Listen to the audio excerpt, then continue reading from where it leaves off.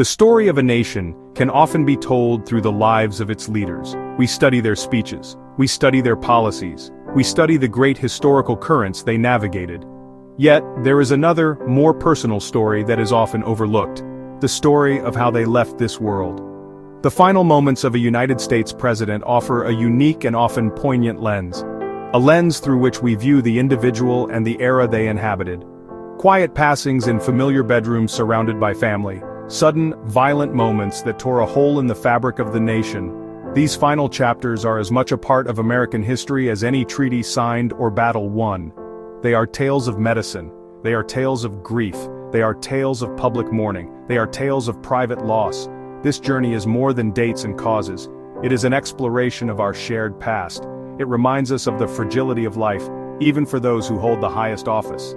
The circumstances of their deaths reflect their times, the state of medical science, the political tensions of the day, the way Americans understood life, death, and legacy. Each story adds a final brushstroke to the portrait of the person who once led a nation. It is profoundly human, connecting us beyond politics and policy. We proceed chronologically, beginning with George Washington. Section 2. The Founding Fathers, from Washington to Monroe. Our story begins with the indispensable man, George Washington, the first president. After serving 2 terms from 1789 to 1797, he retired to his beloved Mount Vernon. On a cold, wet day in December 1799, the 67-year-old former president spent hours on horseback inspecting his farms in freezing rain and snow. He returned home late, and ever the gracious host sat down to dinner in his damp clothes. The next day, he awoke with a severe sore throat. His condition rapidly worsened into what doctors at the time called quinsy or Sinanche trachealis, today believed to have been acute epiglottitis, a severe swelling of the throat that obstructs breathing. On December 14, 1799, surrounded by his wife Martha and his physicians, George Washington passed away in his bed at Mount Vernon. Next came John Adams, the second president, who served from 1797 to 1801. His life after the presidency was one of quiet retirement and a renewed friendship with his old political rival, Thomas Jefferson. In a remarkable twist of fate, both men would die on the very same day, July 4, 1826, the 50th anniversary of the signing of the Declaration of Independence, the document they had both helped create. At the age of 90, Adams, frail and in failing health, collapsed at his home in Quincy, Massachusetts. His last words were reported to be, "Thomas Jefferson survives." He was unaware that Jefferson had in fact passed away just a few hours earlier at his Monticello estate in Virginia. Thomas Jefferson, the third president who led the nation from 1801 to 1809, spent his final years at Monticello plagued by debt, but intellectually vibrant.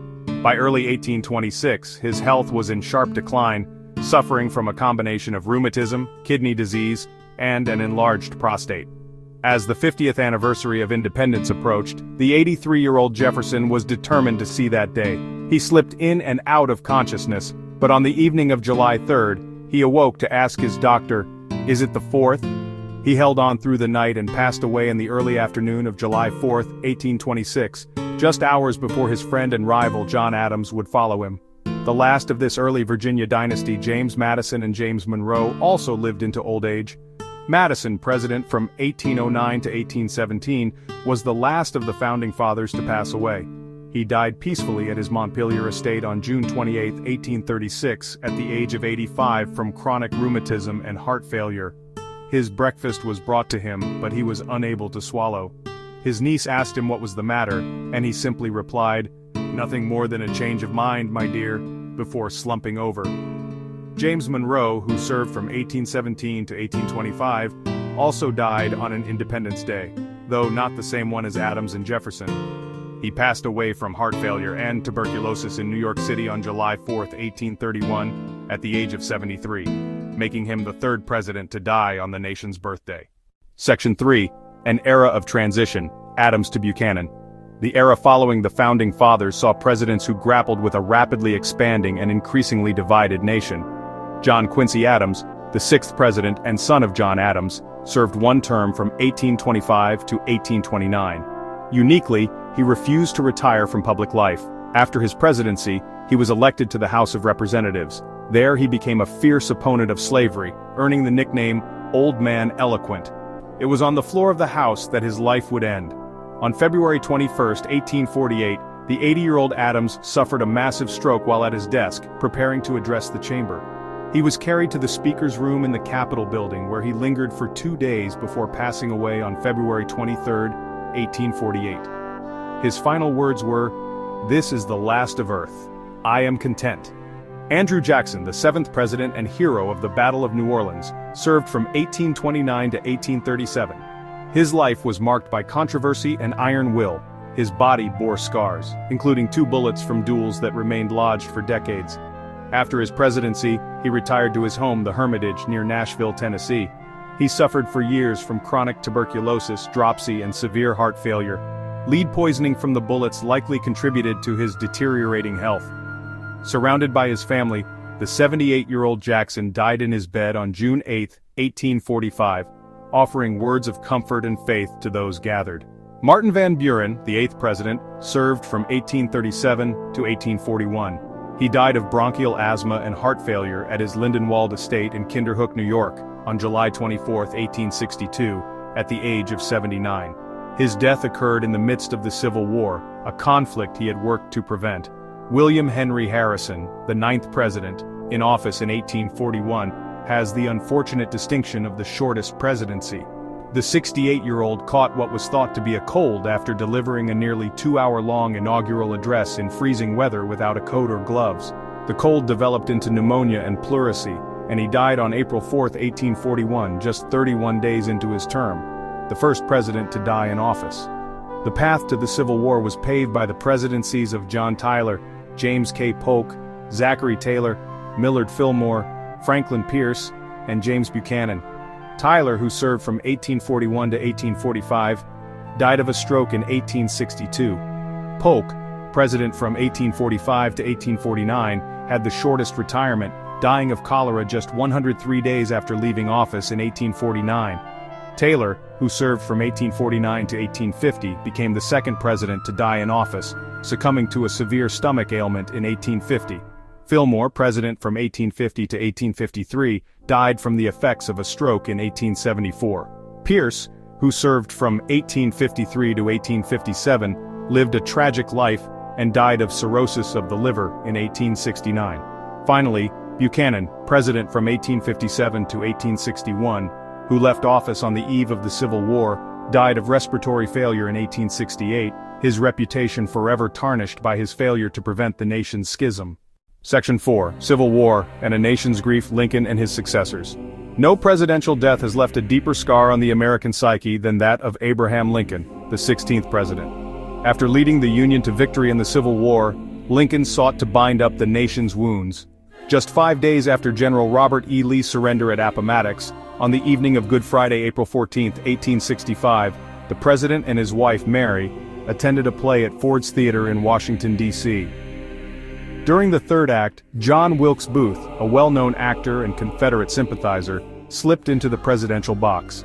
He fired a single shot from a .44 caliber Derringer pistol into the back of Lincoln's head. The president slumped forward, never regaining consciousness. The mortally wounded Lincoln was carried across the street to a boarding house, the Peterson House. He was laid diagonally on a bed that was too short for his tall frame. Throughout the long night, government officials, doctors, family members kept a somber vigil. His breathing was labored, and the nation held its breath with him. At 7:22 a.m. on April 15, 1865, the 56-year-old president died. Upon his death, Secretary of War Edwin M. Stanton declared, "Now he belongs to the ages." The assassination plunged the nation into a profound state of mourning. Lincoln's successor, Andrew Johnson, the 17th president, who served from 1865 to 1869, presided over a tumultuous Reconstruction. After leaving office, he was re-elected to the Senate. In July 1875, while visiting his daughter in Tennessee, he suffered a stroke. He died the following day, on July 31, 1875, at the age of 66. Per his request, his body was wrapped in an American flag, and a copy of the Constitution was placed under his head. Ulysses S. Grant, the 18th president, served 2 terms from 1869 to 1877.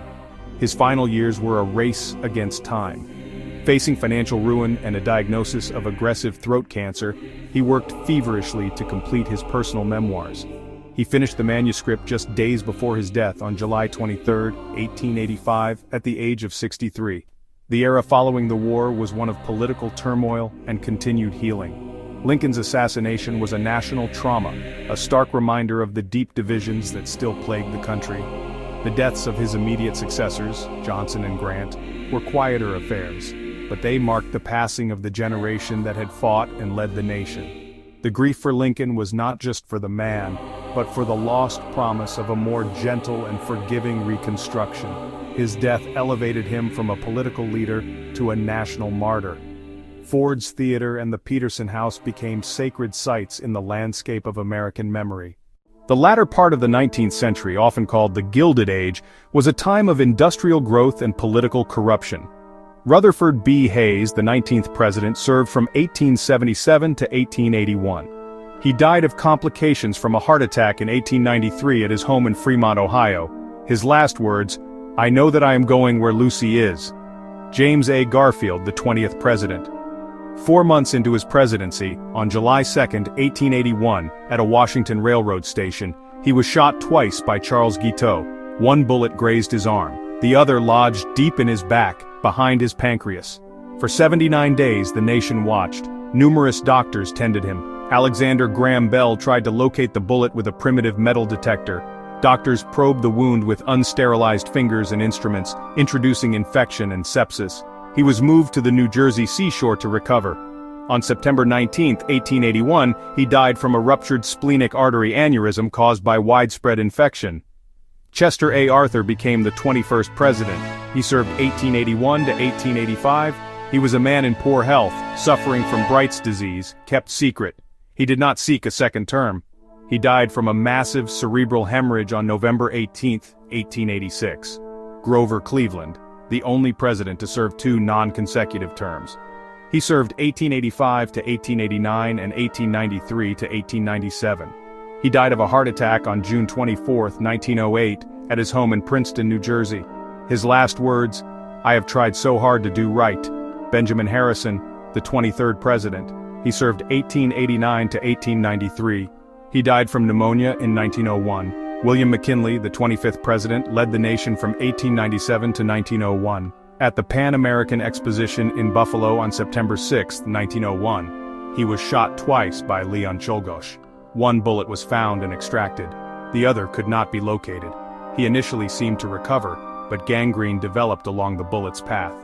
On September 14, 1901, 8 days after the shooting, he died from infection, becoming the 3rd American president to be assassinated.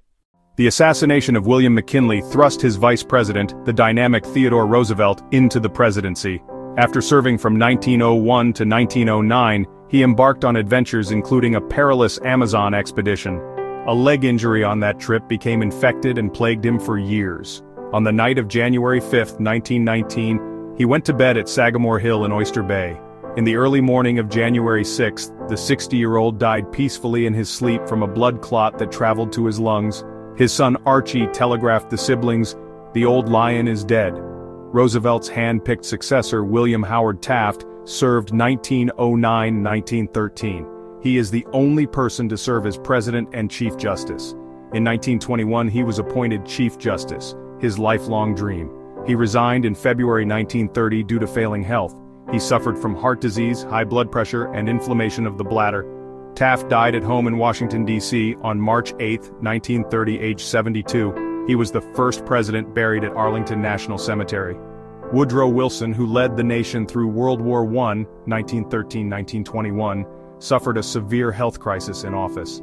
In September 1919, on a cross-country tour for the League of Nations, he collapsed from exhaustion. On October 2, 1919, he suffered a severe stroke, leaving him paralyzed on his left side and partially blind. His wife Edith managed the flow of information to the public. Wilson finished his term as an invalid and lived in seclusion. He died at home in Washington, D.C. on February 3, 1924, aged 67 from complications of the stroke and heart disease. Warren G. Harding and Calvin Coolidge presided over the prosperous 1920s. Harding's term, 1921-1923, was cut short. On a Western tour he fell ill in San Francisco. On August 2, 1923, while his wife read to him, he convulsed and died suddenly. Official cause, stroke, though some speculated a heart attack. Coolidge, Silent Cal, retired to Northampton, Massachusetts. On the morning of January 5, 1933, his wife found him dead on the bedroom floor. He had suffered a sudden heart attack. Herbert Hoover, President 1929-1933, lived long after the Depression-era presidency. He died of internal bleeding at age 90 on October 20, 1964, in New York City. No president served longer than Franklin D. Roosevelt. He guided the nation through the Great Depression and World War II. He served 12 years in office, from 1933 to 1945. Paralyzed from the waist down by polio since 1921, FDR's health was a closely guarded secret. By early 1945, with the war in Europe nearing its end, he was exhausted. He was suffering from advanced heart disease and severe hypertension. On April 12, 1945, while sitting for a portrait at his retreat in Warm Springs, Georgia, he suddenly complained of a terrific pain in the back of my head. He had suffered a massive cerebral hemorrhage. He lost consciousness and died a few hours later at age 63. He never saw the final victory he had worked so tirelessly to achieve. Roosevelt's death elevated Harry S. Truman to the presidency from 1945 to 1953. Truman made the momentous decision to use the atomic bomb and to navigate the early years of the Cold War. After leaving office, he returned to his hometown of Independence, Missouri. In late 1972, the 88-year-old former president was admitted to the hospital with lung congestion from pneumonia. His health rapidly declined as multiple organs began to fail. He died on December 26, 1972. His successor, Dwight D. Eisenhower, served from 1953 to 1961. He had a history of heart trouble, suffering a major heart attack while in office in 1955. After his retirement, he suffered several more heart problems. In early 1969, he was admitted to Walter Reed Army Medical Center. He died of congestive heart failure on March 28, 1969, at age 78. The optimism and vigor of a new generation seemed embodied in John F. Kennedy. His presidency was known as Camelot. On November 22, 1963, President Kennedy was riding in an open-top limousine in a motorcade through Dealey Plaza in Dallas, Texas. He was there to shore up political support for his upcoming re-election campaign. Suddenly, rifle shots rang out. Kennedy was struck in the neck, then, fatally, in the head. The 46-year-old president was rushed to nearby Parkland Memorial Hospital. His wound was catastrophic. He was pronounced dead shortly after arrival, becoming the fourth and to date, last U.S. president to be assassinated. The shocking images of the assassination were captured on film and were broadcast across the world, plunging a stunned nation into collective grief. The death of the young, vibrant president represented for many the death of an era of hope and innocence. Like Lincoln's assassination nearly a century before, Kennedy's death became a defining moment for a generation. The Warren Commission concluded he was killed by a lone gunman, Lee Harvey Oswald. But the event has been the subject of enduring controversy and countless conspiracy theories, cementing its tragic and unsettling place in American history. The assassination of John F. Kennedy instantly made Lyndon B. Johnson the new president. LBJ, who served from 1963 to 1969, pushed through landmark civil rights legislation. He was ultimately consumed by the escalating war in Vietnam. A heavy smoker who'd had a massive heart attack in 1955, Johnson chose not to run for re-election. He retired to his ranch in the Texas Hill Country. Just 4 years after leaving office, on January 22, 1973, the 64-year-old Johnson suffered another major heart attack in his bedroom. He was pronounced dead on arrival at a San Antonio hospital, one day before a Vietnam peace agreement was finalized. Richard Nixon, who served from 1969 to 1974, is the only president to have resigned from office. He resigned amid Watergate and later worked to rehabilitate his image as an elder statesman. On April 18, 1994, the 81-year-old Nixon suffered a severe stroke at his Park Ridge, New Jersey home. He was taken to the hospital and never regained full consciousness, slipping into a deep coma. He died 4 days later, on April 22, 1994. Gerald Ford, President 1974-1977, and the man who pardoned Nixon, lived the longest of any U.S. president. He died at his Rancho Mirage home on December 26, 2006, at age 93 from arteriosclerotic cerebrovascular disease. Jimmy Carter, President 1977-1981, is still with us today. He built a remarkable post-presidential legacy through humanitarian work. He has lived longer after leaving the presidency than any other president in history. Ronald Reagan served 2 terms from 1981 to 1989 and helped bring about the end of the Cold War. In 1994, 5 years after leaving office, the 83-year-old Reagan announced in a handwritten letter he had been diagnosed with Alzheimer's. He wrote of the journey that will lead me into the sunset of my life. Over the next decade, he gradually vanished from public life and was cared for by his wife Nancy at their Bel Air home. On June 5, 2004, at 93, Reagan died from pneumonia, a complication of Alzheimer's. His state funeral was a major national event, a final tribute to a man known as the Great Communicator. George H.W. Bush, President 1989-1993, died on November 30, 2018, at age 94, months after his wife, Barbara. He had a form of Parkinson's disease and passed away peacefully at his Houston home. The journey through the final moments of America's presidents is a journey through the heart of the American story itself. It is a narrative told not in the grand halls of power, but in quiet bedrooms, in crowded theaters, and on sun-drenched Dallas streets. Each death, whether from the slow march of age and illness or the sudden, violent act of an assassin, serves as a final, punctuation mark on a life lived in the full glare of history. These stories strip away the trappings of office and reveal the men beneath, husbands, fathers, and citizens. These final chapters teach us about the evolution of our country. We see the progress of medicine, from the crude bloodletting practiced on George Washington to the advanced cardiac care that extended the lives of presidents in the modern era. We see the raw, exposed nerves of a nation's political divisions in the assassinations of Lincoln, Garfield, McKinley, and Kennedy. Tragedies that forced the country to confront its own internal conflicts and vulnerabilities. The deaths of Adams and Jefferson on the 50th anniversary of the nation's birth feel like a providential closing of a chapter, a poetic end to the founding generation. Ultimately, to study how presidents died is to better understand how they lived and the times they shaped. It reminds us that history is not an abstract force but the collective story of individuals. With all their strengths and frailties, the office endures, passed from one to the next in a peaceful transfer of power that is the hallmark of our republic. But the individuals are mortal. Their deaths, from Washington's quiet passing at Mount Vernon to Reagan's long twilight struggle, call on us to reflect not just on their political legacies, but on the human drama at the center of our national experience. And so, the story continues. The presidency moves forward, and future histories will one day record the final chapters of the leaders of our own time. The quiet graves at Monticello, the eternal flame at Arlington, the simple markers in small-town cemeteries, they all stand as silent testament to the fact that while power is fleeting, a life of service leaves a legacy that is etched forever in the memory of the nation.